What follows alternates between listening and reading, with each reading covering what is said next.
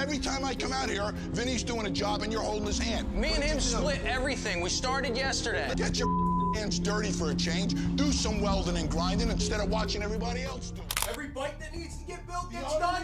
Everybody's working at all times. And you know what? 10 years. This is the kind of stuff we've been dealing with for 10 years. Everybody's working at all times. We're partners in this thing. If you weren't involved here,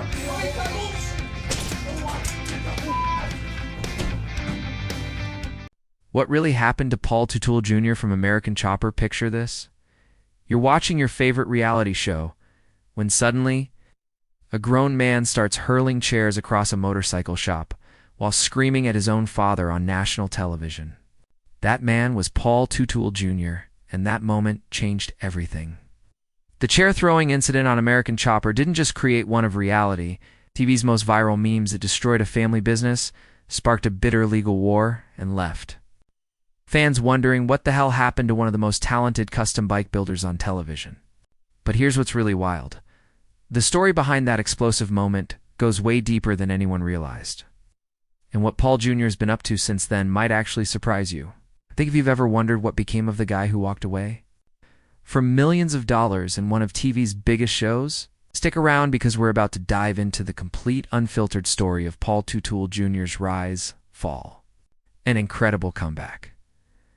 Let's start from the beginning because Paul Jr.'s story isn't just about fame and family drama. It's about a kid who was basically born into this world. Paul Michael Teutul was born in 1974, and by the time he was 12 years old, he was already learning steel construction and fabrication. Think about that for a second. While most kids were playing video games or riding bikes, Paul Jr. was in his dad's shop learning how to bend and shape metal. His father, Paul Sr., owned Orange County Iron Works, and it seemed natural that his son would follow in his footsteps. But what's fascinating is that even at that young age, Paul Jr. wasn't just copying what his dad did. He was developing his own eye for design and craftsmanship. He spent years mastering the art of steel fabrication, working on everything, from railings to decorative pieces. But it wasn't until he discovered motorcycles that everything clicked. There was something about the combination of mechanical precision and artistic expression that spoke to him. By the time he was in his 20s, Paul Jr. had found his calling in custom choppers, and his skills were becoming legendary among bike enthusiasts. This wasn't just a job for him, it was pure passion. And that passion was about to make him famous. When American Chopper premiered on the Discovery Channel in 2002, nobody could have predicted it would become the cultural phenomenon it turned into. The show was supposed to be a simple look inside Orange County Choppers, showcasing the incredible custom bikes they built for clients. But what made the show absolutely magnetic wasn't just the motorcycles, it was the family dynamic. Paul Sr. was the gruff, old-school boss who ran things with an iron fist, while Paul Jr. was the creative genius with an artistic vision that often clashed with his father's practical approach. Their arguments weren't just workplace disagreements. They were emotional, raw, and completely unfiltered. Viewers couldn't look away because it felt real in a way that most reality TV didn't. Over 7 seasons and 6 years, American Chopper showcased some of the most incredible custom motorcycles ever built. The Black Widow bike was a masterpiece of Gothic design that looked like it belonged in a Tim Burton movie. The iRobot bike was a futuristic marvel that seemed to come from another century. And Paul Jr. wasn't just building these bikes, he was the primary designer. The creative force behind machines that were more like rolling sculptures than transportation. His attention to detail was obsessive. Every curve, every piece of chrome, every custom part was carefully planned and executed. These weren't just motorcycles, they were works of art that happened to have engines. The show made Paul Jr. a household name and established him as one of the premier custom bike builders in the world. But success came with a price that nobody saw coming. As American Chopper's popularity exploded, the pressure inside Orange County Choppers became unbearable. What viewers saw as entertaining family drama was actually a toxic work environment that was slowly destroying relationships. Paul Sr.'s management style was old-school tough, which meant lots of yelling, criticism, and public humiliation. Paul Jr., meanwhile, was dealing with the stress of being both a creative artist and a reality TV personality while trying to maintain some kind of relationship with his increasingly difficult father. The breaking point came in 2009 during what seemed like a routine argument about Paul Jr. showing up late to work. But this wasn't just about punctuality, it was about years of built-up resentment, creative differences, and two strong-willed men who couldn't find a way to work together anymore. The argument escalated quickly, voices got louder. And then Paul Jr. did something that would define his legacy. He started throwing chairs, not just one chair. Multiple chairs went flying across the shop while cameras rolled and his father screamed at him. It was raw, emotional, and completely unhinged. Paul Sr. fired his son on the spot, and Paul Jr. stormed out, probably thinking he'd be back to work in a few days after things cooled down. Neither of them realized they had just created one of reality TV's most infamous moments. And more importantly, they had just destroyed their family business on national television. The aftermath of that chair-throwing incident was like watching a slow-motion car crash that lasted for years. What started as a workplace argument quickly turned into something much more serious because Paul Jr. wasn't just an employee, he was a co-founder of Orange County Choppers and owned 20% of the company's shares. When Paul Sr. decided he wanted to buy out his son's ownership stake, things got complicated fast. Instead of sitting down and working out a fair deal like a normal family might do, both men lawyered up and prepared for war. Paul Sr. filed legal papers that essentially forced his son to sell his shares, while Paul Jr. fought back with accusations of corporate waste and fraud. The legal battle dragged on for 2 years, costing both sides hundreds of thousands of dollars in legal fees while their relationship deteriorated even further. Meanwhile, American Chopper was canceled. Orange County Choppers lost its biggest marketing tool, and fans around the world watched their favorite reality TV family tear itself apart in court documents and tabloid headlines. The whole situation was made worse by the fact that Paul Jr. was contractually prohibited from building motorcycles for a full year after leaving Orange County Choppers. So not only had he lost his job and his relationship with his father, but he couldn't even do the work he loved most. And Paul Jr. finally lost the legal battle and was forced to sell his shares to his father for an undisclosed amount. The money gave him the capital to start his own business, but the emotional cost of the whole ordeal was devastating. While Paul Jr. was fighting legal battles and trying to rebuild his life, something unexpected was happening behind the scenes. Instead of jumping right back into motorcycle building, he made a surprising business decision that confused a lot of people. Paul Jr. designs his new company, started out manufacturing steel camping stoves. Yes, camping stoves. For someone who had built some of the most incredible custom motorcycles in the world, making camping equipment seemed like a massive step backward. But Paul Jr. had his reasons, and they reveal a lot about his character and business sense. First, his contract with Orange County Choppers specifically prohibited him from building motorcycles for 1 year. So he needed to find another way to use his metalworking skills.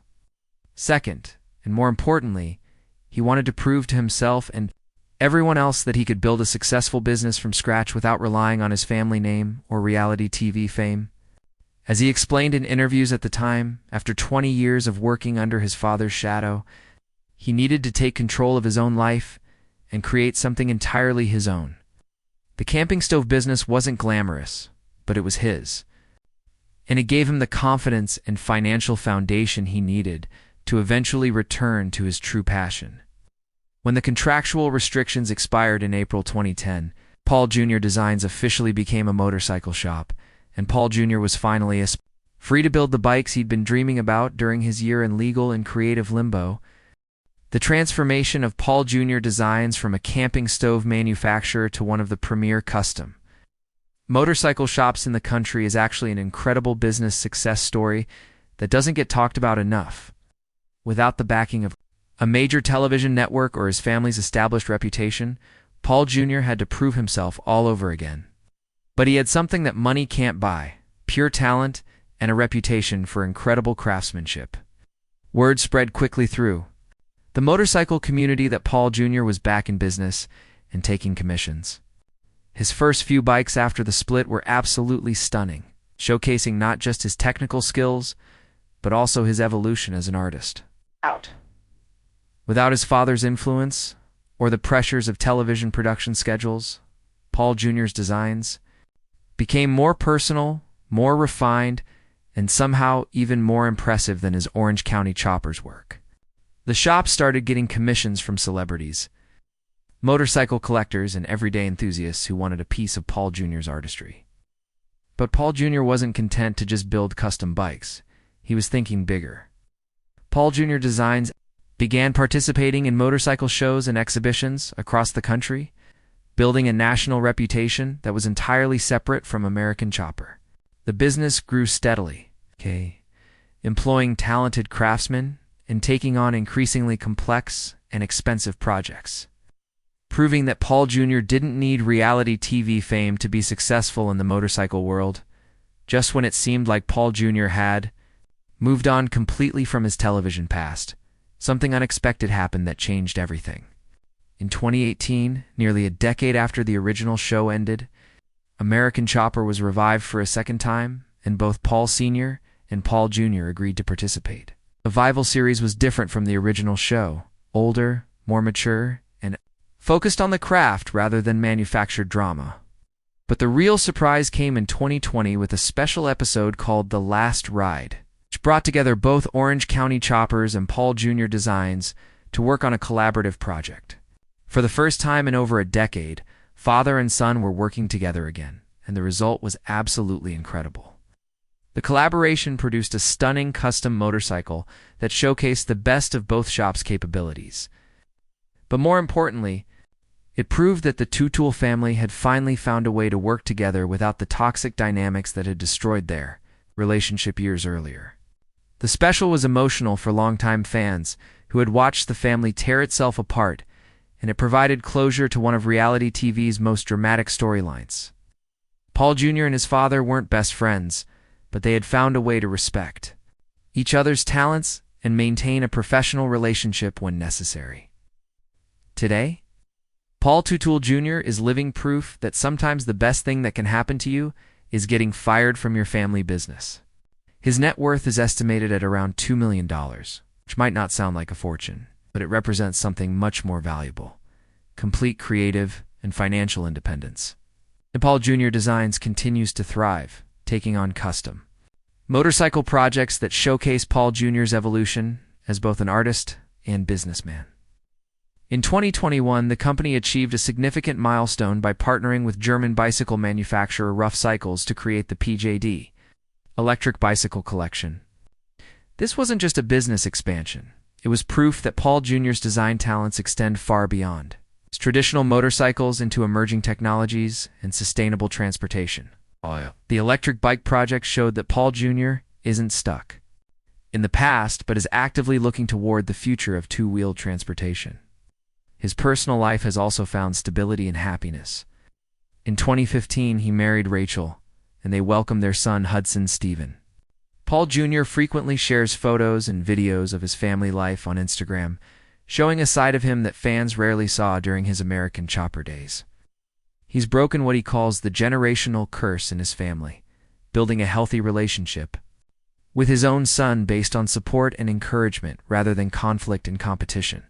The contrast between Paul Jr.'s current life and the chaos of his American Chopper years couldn't be more dramatic. And it's clear that leaving his father's business was the best decision he ever made, even though it didn't feel that way at the time.